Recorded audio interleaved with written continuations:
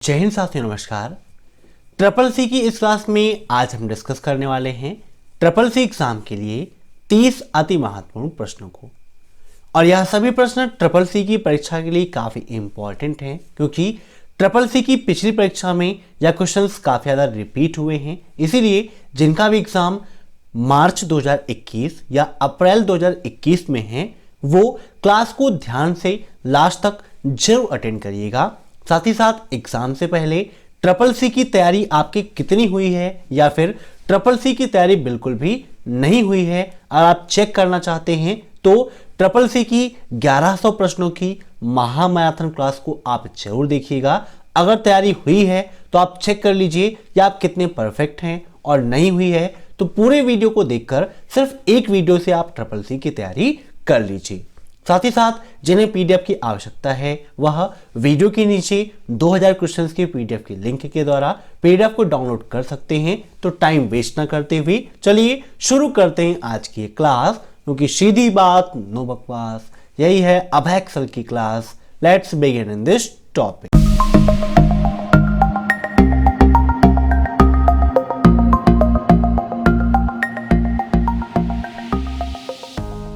पहला प्रश्न है आपका, किस बैंक ने एनपीसीआई के साथ बैंकिंग जरूरतों के लिए यूएसएसडी सेवा को लॉन्च किया है?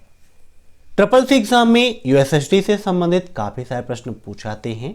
आप इन सभी प्रश्नों को मॉक टेस्ट के रूप में लेते रहिए और कमेंट बॉक्स में आंसर्स देते रहिए। वीडियो के लास्ट में आप जरूर बताइएगा कि आपके कितने क्वेश्चन सही हुए हैं।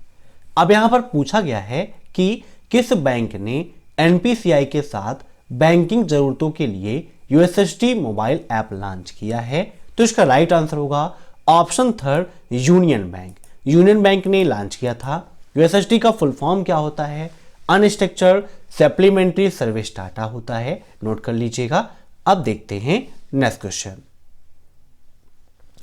जो लोग इंटरनेट का उपयोग करते हैं उन्हें क्या कहा जाता है, बताइए। तो इंटरनेट का उपयोग करने वालों को नेटिजन्स के नाम से हम जानते हैं। Option first is right. अब नेक्स्ट, F10 से F14 तक की संख्याओं में A9 जोड़ने पर क्या फार्मूला लिखेंगे? मींस अगर F10 से F14 तक की कोई संख्या है, वो आपस में जुड़ रही हैं और उनके साथ में A9 जोड़ना है, तो इसके लिए फार्मूला क्या होगा? इक्वल सम bracket F10 colon F14 plus A9, या फिर इक्वल सम F10 F14, है ना। तो इनको आप ध्यान से देख लीजिए।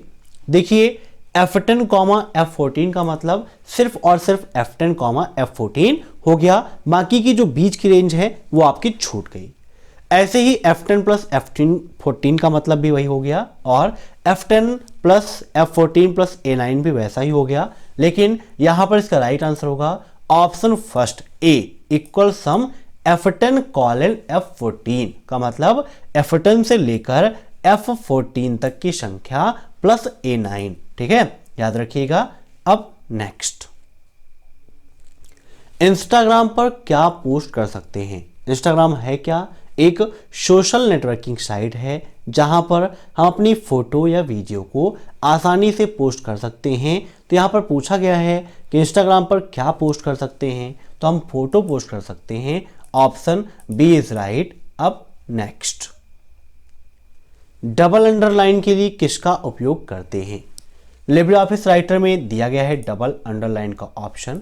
यहां पर हमारे सामने कैल्क ओपन है, हम फाइल पर क्लिक करेंगे, न्यू पे क्लिक करेंगे, टेक्स्ट डॉक्यूमेंट पर क्लिक कर देंगे, तो यहां पर देखिए आपके सामने लिब्रे ऑफिस राइटर ओपन हो जाएगा।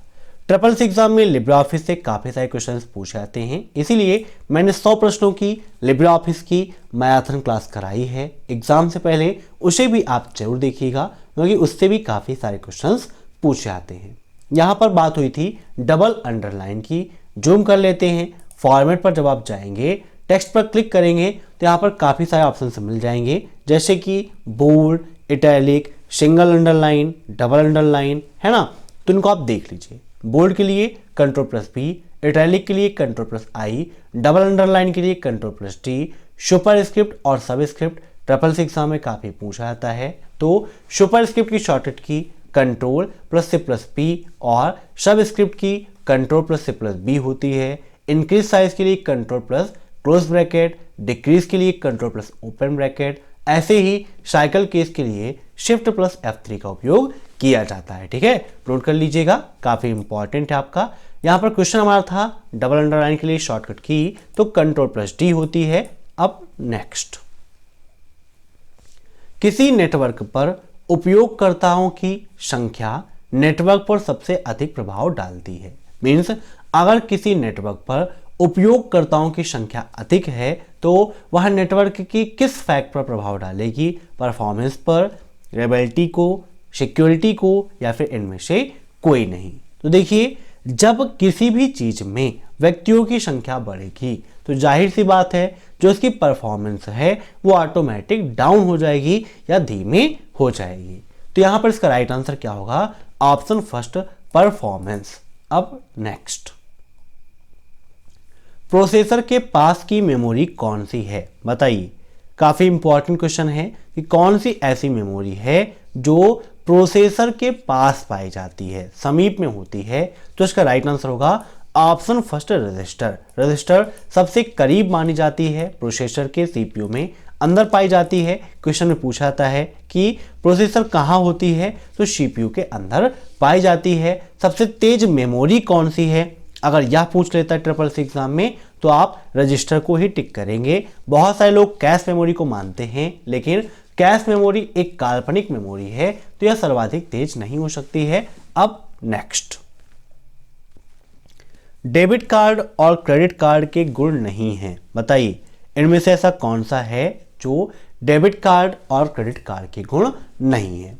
अगर आप ध्यान से ऑप्शंस देखें तो देखिए, डेबिट कार्ड और क्रेडिट कार्ड में कार्ड नंबर दिया गया होता है, सीवीवी भी दी रहती है और एक्सपायरी डेट भी दी रहती है। कंपलसरी चीजें हैं, बाकी वहां पर कहीं पर पिन नहीं इंक्लूड रहता है।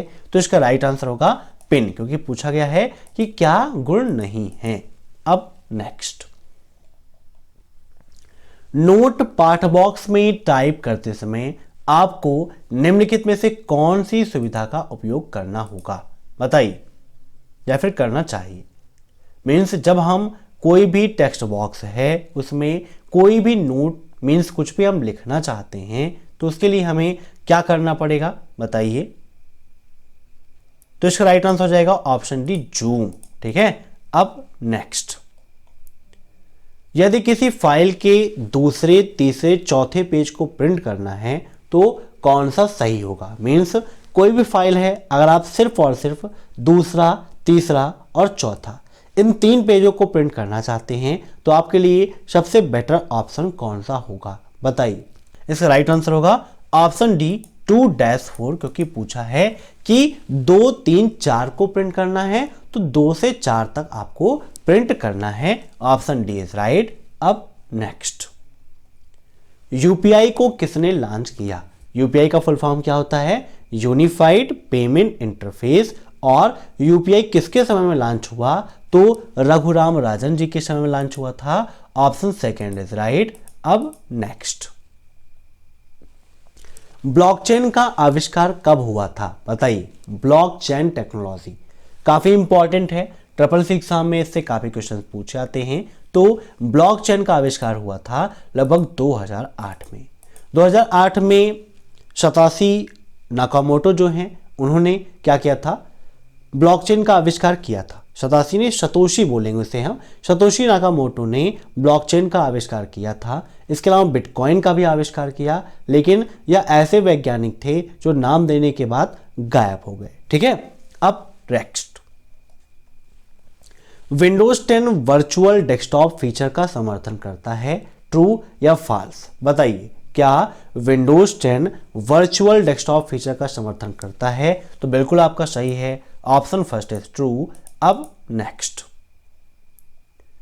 पूरे टेक्स्ट को एक साथ सेलेक्ट करने के लिए किस शॉर्टकट की का उपयोग करते हैं? मीन्स आपके राइटर में, स्प्रेडशीट में या फिर इम्प्रेस में जितना भी टेक्स्ट है, मीन्स जो भी लिखा हुआ है उसको पूरा एक बार में सेलेक्ट करना है, उसके लिए किस शॉर्टकट की का उपयोग करते हैं? तो इसका राइट आंसर क्या होगा? कंट्रोल प्लस ए। कंट्रोल प्लस ए के माध्यम से हम सेलेक्ट कर सकते हैं। यहाँ पर देखिए राइटर ओपन कर लेते हैं, जूम कर लेते हैं, तो सेलेक्ट ऑल की शॉर्टकट की यहाँ पर एडिट में मिलेगी, जिसका क्या दिया गया है, कंट्रोल प्लस ए। ठीक है, तो राइटर में कंट्रोल प्लस ए के द्वारा हम पूरा एक बार में सेलेक्ट कर सकते हैं। अब देखते हैं नेक्स्ट क्वेश्चन। पीडीएफ फाइल को सॉफ्टवेयर कह सकते हैं, ट्रू या फॉल्स? तो बिल्कुल गलत है, पीडीएफ फाइल को सॉफ्टवेयर नहीं कह सकते हैं, सॉफ्टवेयर के द्वारा पीडीएफ में कन्वर्ट किया जाता है। अब नेक्स्ट, HTTP के लिए पोर्ट नंबर क्या दें, बताइए। HTTP hyper text transfer protocol, और इसके लिए जो पोर्ट नंबर है वो है आपका 80। Option first is right. अब नेक्स्ट, ईमेल में @ से पहले के भाग को क्या कहते हैं, बताइए। ईमेल में @ से पहले का जो भाग है उसे क्या कहते हैं? तो @ से पहले के भाग को हम रिसीवर नेम या यूजर नेम के नाम से जानते हैं, तो इसका राइट आंसर हो जाएगा option D, A and C दोनों।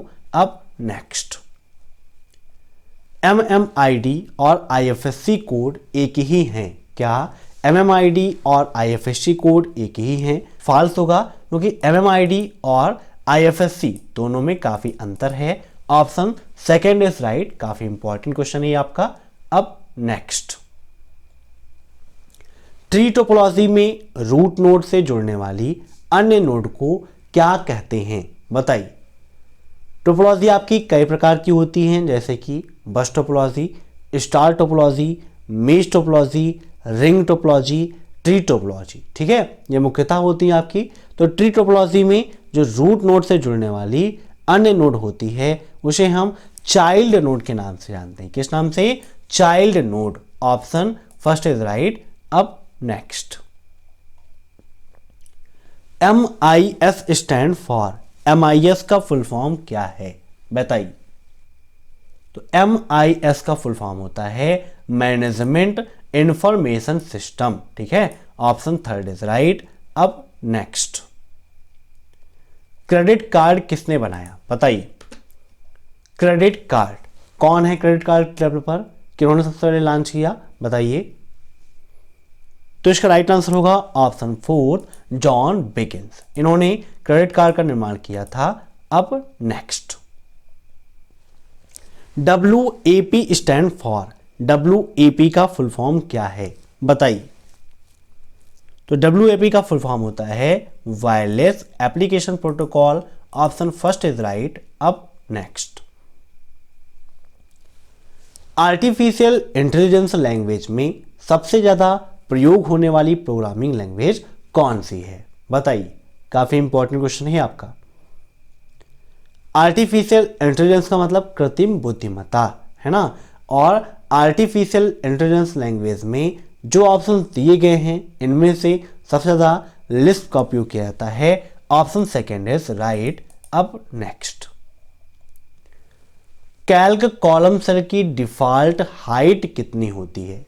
हाइट कितनी है और विड्थ कितनी है, ये दोनों क्वेश्चन आपके लिए काफी इंपॉर्टेंट है। यहां पर कैल्क ओपन कर लेते हैं, फॉर्मेट पे जाएंगे, रो पे जाएंगे, तो हमें हाइट का ऑप्शन मिलेगा, जिसकी बाय डिफॉल्ट हाइट होती है 0.18। कितना? 0.18। और यहां पर इसका राइट आंसर कितना हो जाएगा? Option second 0.18 inch.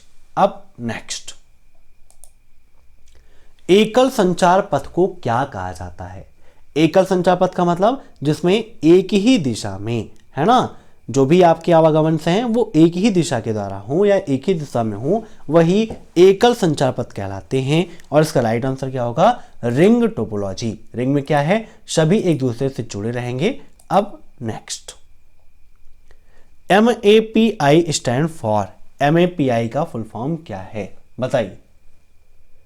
तो MAPI का फुल फॉर्म होता है messaging application programming interface. Option third is right. अब नेक्स्ट, उमंग ऐप निम्न सेवाओं को सुलभ करता है। मीन्स उमंग ऐप के माध्यम से हमें कौन कौन सी सेवाएं मिल सकती हैं? इनकम टैक्स फाइल करना, आधार और PF फंड क्वेरीज को हल करना, गैस सिलेंडर बुक करना, या उपरोक्त सभी? बताइए। तो उमंग ऐप का काम क्या है? सरकार की सुविधाओं को आम जनमानस तक पहुंचाना, और यहाँ पर इनकम टैक्स फाइल भी आप कर सकते हैं, आधार और PDF फंड क्वेरी भी कर सकते हैं, गैस सिलेंडर भी कर सकते हैं। मीन्स जितने भी वर्क हैं वो आप उमंग के माध्यम से कर सकते हैं। इसीलिए इसका राइट आंसर हो जाएगा ऑप्शन डी, उपरोक्त सभी। अब नेक्स्ट, यूएसएसडी प्रतिदिन प्रति ग्राहक कितने रुपए भुगतान के लिए इस्तेमाल करता है? तो USSD means unstructured supplementary service data, और यह मैक्सिमम आपके 2500, ठीक है, कितना? 2500 का दूना 5000 रुपए का ट्रांसफर कर सकते हैं। मीन्स एक कस्टमर को मैक्सिमम 5000 रुपए का ट्रांसफर आप कर सकते हो। Option 4 is right. अब नेक्स्ट, कैल्क में कितने प्रकार के सेल रेफरेंस होते हैं? तो मुख्यतः कैल्क में दो प्रकार के सेल रेफरेंस देखने को मिलते हैं, एक एब्सोल्यूट सेल रेफरेंस और दूसरा आपका होता है कौन सा? Relative cell reference. ठीक है, याद रखिएगा। तो ऑप्शन फर्स्ट इज राइट। अब नेक्स्ट, लाइनेक्स में DMESG कमांड का उपयोग क्यों करते हैं? बताइए, लाइनेक्स में DMESG कमांड का उपयोग क्या है? तो इसका राइट आंसर क्या होगा? प्रोग्राम संदेश को संदर्भित करना, मीन्स संदेश को प्रदर्शित करने के लिए। Option B is right. तो आज की क्लास में बस इतने क्वेश्चंस। मैं आशा करता हूं कि आपको यह वीडियो पसंद आया होगा। अगर आपको यह वीडियो पसंद आया हो तो वीडियो को लाइक जरूर करें, साथ ही साथ अगर चैनल पर आप नए हैं तो चैनल को सब्सक्राइब जरूर करें। Thanks for watching my video. फिर मिलते हैं नेक्स्ट क्लास में, तब तक के लिए बाय बाय।